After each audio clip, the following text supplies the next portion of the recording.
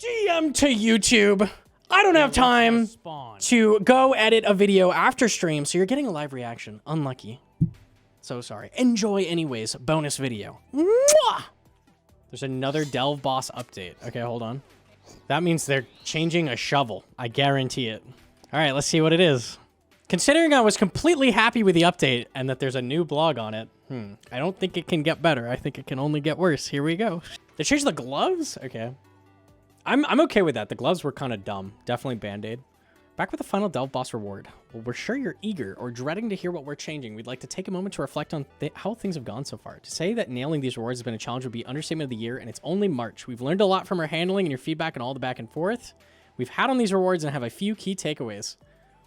Damn, they're like full apologizing. Find better ways of discussing difficulty, target audiences for content that properly set expectations. This is huge. As soon as you say it's like X boss, it's over, bro. Do you remember Muzpa? Muzpa, they were like, Muzpa is a Vorkath level boss. And Reddit fucking exploded. They're like, this is so hard compared to Vorkath. Instantly. Goblin said be nice. Okay.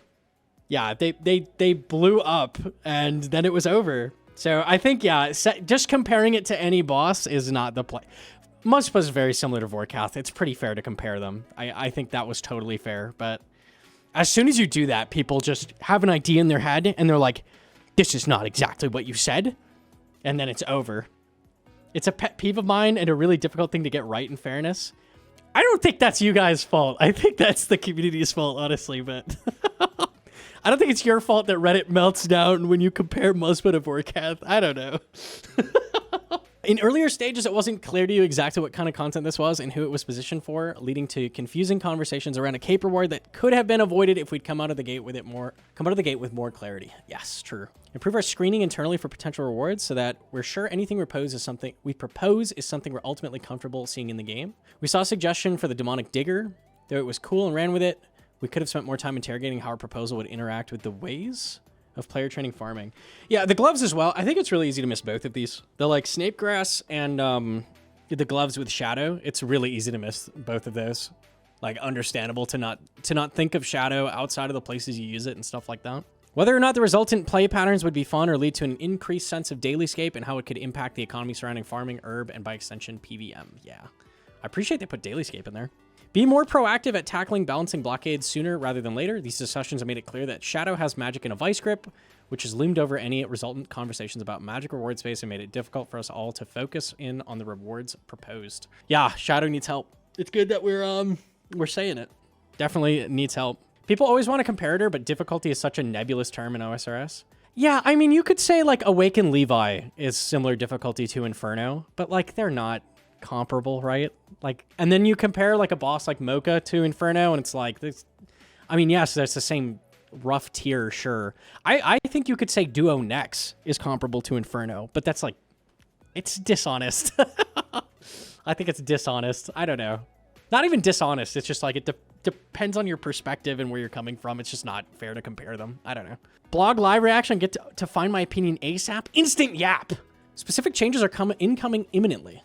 But before you scroll down, we'd like to thank you for all the candid and open feedback. Apologize for the sheer volume of blogs on the subject, and more than anything, we'd like to reassure you that the Doom of Mokha is shaping up to be seriously cool. Okay, cool. Polls for the rewards open next week on Monday, March 31st. Nice, okay. Gauntlets, all right.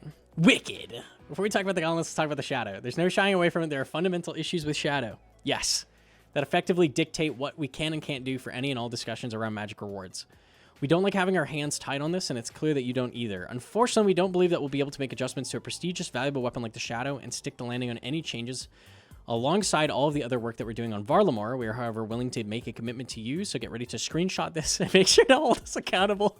Gather in Valley, grab the cannons if we don't follow through. Holy! That's like the ultimate pinky promise, damn. Damn, the Jagex pinky promise. Okay. We will make adjustments to Shadow before we discuss any future best in slot magic reward space. We can't make any firm commitments on timing here, but we cannot and will not put... I think it's going to be a while before we get more magic rewards, probably, right? With how many we just got, so... We cannot and will not put ourselves and all of you as players, voters in the same position again, so it's something that we will absolutely tackle before proposing any future upgrades. Cool. Being said, our band-aid fix for the gauntlets was a tad divisive. In the short term, we're not going to be able to avoid a band-aid fix, but we do this in the knowledge that said band-aids can be pulled off whenever changes to shadow are implemented. That's good. I think that was a big concern, is that like this is just how it's going to be forever, and it's never going to get removed. So that's really good to acknowledge that. Some players pointed out that restricting the gauntlet's effect to attacks within the next 4 ticks meant that standard spells or ancient magics wouldn't be able to benefit from them. This wasn't an oversight. We had some concerns around use cases like freezes in PvP, blood spell healing, and content where it's typically too inaccurate to be worth using, or potentially having to curtail elemental weaknesses to account for additional accuracy. We're not dead set on any of these being overly problematic, so we'll be adjusting the Confliction Gauntlet's passive effect to remove the 4-tick and instead benefit one-handed weapons only. Okay, that's fine. I honestly still would prefer it be just shadow. Even though this doesn't affect many things, there's a couple things that are two-handed. I don't know who's going to be using a Blue Moon Spear in this. It's not really a big deal. But I would like if in the future it's like just shadow and then rip off the band-aid after, you know? But this is fine. We'll be monitoring these use cases closely should they come into the game and require toning down in some areas. Okay, cool. This was the easy fix. Yeah, that works. Totally fine. Demon Spade. We believe the spade as initially proposed was too strong and that knocking its power down was the right call. We appreciate that the notion of preserving skills or conversations around whether increases to XP rates matter or not is a hot topic with loads of people on both sides of the fence, but ultimately it's our responsibility to steward the game's long-term health, meaning we take this sort of feedback seriously whenever it crops up and evaluate based on its merits. Based! Well, Reddit, we do hear you. We make the decisions, all right? Don't care, didn't ask. Anyways, it'll stay the same. Based. Mad respect, based. Actually based. The flip side to this is the version of the spade we are comfortable releasing doesn't feel right to this level of content, which is feedback we agree with. That's fair. As it stands, the Demon Spade sits in an odd spot where we feel it does have a use. We would have to be very common to make sense. Coming from this tier of content and thus be passively obtained en masse. Yeah, sure. Ultimately making a negligible impact in the profitability of Eye of Ayak. With all this in mind, we're making the difficult decision to remove the Demon Spade. Okay, where's it going? It's never fun shelving content. We like to... Oh, we're just full shelving it. It's never fun shelving content. We like to make it clear that we understand the want for something cool that benefits farming. A skill which hasn't seen any particularly impactful unique upgrades since the bottomless compost bucket. We've seen suggestions to attach similar rewards to quests, diaries, or other content. And we believe that we will see something offering similar functionality to the Demon Spade in the future from a more befitting piece of content. All right, fair enough, I guess. We believe the Eye, Gauntlets, Treads, and consumable tiers make for a tight and impactful set of rewards, which should remain in high demand and give seasoned gamers an incentive to risk it all at deeper delve levels. Okay, yeah, that's fair. I think a lot of people suggested from the Slayer mob or something. I would be okay with something like that. I don't mind quest rewards having something interesting. Like Kyrus, I feel like is fine. Because the real reward is getting it from Toa, like the gems, and putting them into the Kyrus. I feel like something like this from a quest wouldn't... I feel like it's a bit too powerful to be like a quest reward. I feel like it should drop from something. Yeah, I'm okay with them shelving it. I honestly thought it was okay to drop from Yama, but it would be hard... Or from Mokha, but it would be hard to balance. For sure, I could see that. If you haven't seen my video on it, the rough breakdown is Snapegrass was going to be broken. It was basically going to add 8 U-tree patches on a 70-minute cooldown. And a lot of people were like, that's fine, that's not fine, whatever. I just didn't think it was a fun training method to be doing U-tree runs every 70 minutes. Personally, I didn't want any more birdhouse runs. And I appreciate that they mentioned Dailyscape in the post. Like, that's huge. Because I can't stand Dailyscape. I can't stand it. Hourlies, dailies, like, I don't like them. I'm based, I just can't be fucked doing long farm runs on iron. Yeah, true. I would like a faster way to harvest herbs at some point, but yeah, it was definitely broken. In the original state, it was definitely broken, so. It was pretty odd that a farming upgrade dropped off an endgame PVM boss. Like, imagine his Spory was Inferno level difficulty.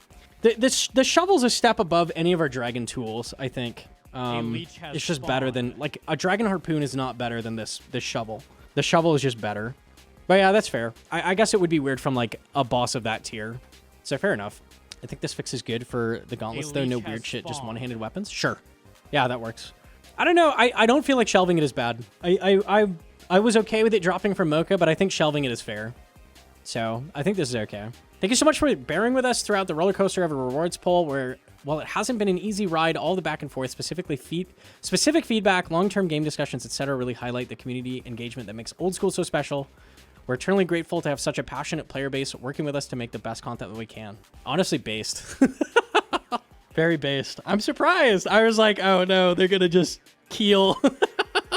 I really thought it was gonna be like, all right, we hear you, Reddit wins. All right, respect, mad respect.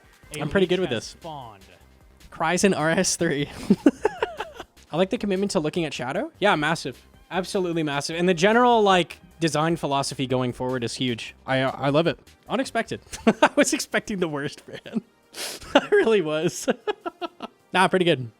I see so many people with the Gauntlets saying, like, does it really matter if X or Y or Z? It is displacing other weapons at 6 locations. 2 of them are the best moneymakers in the game. Nex and Toa. And Toa is 2 bosses. That's crazy. That's absurd. It's one thing if Shadow's now good at, like, Sire or something, but it's, like, huge locations. Like, places where it would fuck with weapons prices and stuff. I do know. That's broken. That is definitely broken. You cannot convince me otherwise. Are passives like that even good for the game? They seem to always cause issues long term. For sure, it's hard to balance around passives like that. You can see it with Fang, like they've had to rebalance it repeatedly. Shadow, which is they're going to have to rebalance shortly. It definitely introduces problems. It feels bad that the best mage gloves get their effect on the best. You mean don't get their effect on the best mage weapon? I would agree with that. I think it's really lame that Shadow has a damage cap as well, for the opposite reasons of it being broken. So Shadow is broken until it hits the cap, and then mage stops, like mage upgrades stop helping it, which is also lame. Just in a different way. I would prefer that it just scales properly and like upgrades work for it properly, stuff like that. Every time Shadow stuff comes up, people bring up the cap like it's gonna save the fucking world. Everything will be fine. As soon as Shadow hits cap, nothing will matter anymore. And it's like, as soon as we get new mage upgrades and they don't do anything for Shadow, it's gonna feel bad. Like, no one wants that either. What cap? Shadow has a 100% cap from gear. So gear cannot provide more than 100% bonus for damage. So they have a cap. I would like to see them just get rid of that, like completely. Like, don't do that. It just should scale properly. And there shouldn't be something that, examples, Ice Demon. Ice Demon actually has a cap. People don't know this. The highest you can hit on Ice Demon is 73. LOL! LOL! The highest you can hit on Ice Demon is 73. In Max Mage, you actually hit that with a Harm Staff. So when the Magus came out, we went, oh boy, I get to use Magus at Ice Demon. That's going to be so good. Brought the Magus in, we're hitting the same numbers. We're like, what the fuck is this? Oh, there's a damage cap that we didn't even know existed. Cool. It doesn't feel good. It doesn't feel good. Damage caps. Look at Zulrah. Look at Zulrah. Nobody likes that Zulrah has a damage cap either. Like, it doesn't feel good to be rubbing up against that. It just feels like your weapons don't work for an arbitrary reason. Pronounce a word. It was me.